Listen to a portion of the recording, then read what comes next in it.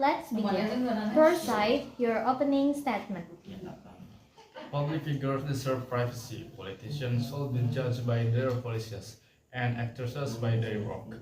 Media intrusion causes stress and distracts from important issues. Public figures influence society.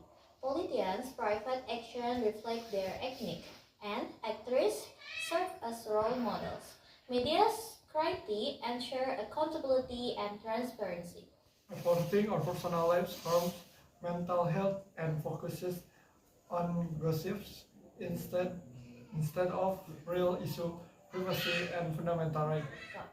When private behavior impacts public trust or value, it is the media duty to report it.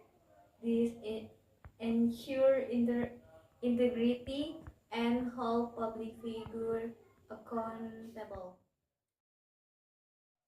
Media should focus on public interest, not personal details. Sensationalism undermines credibility. Transparency is key. The media ensures public figures uphold societal standards. Balance is essential. Thank you. Should the media report on private lives? The choice is yours.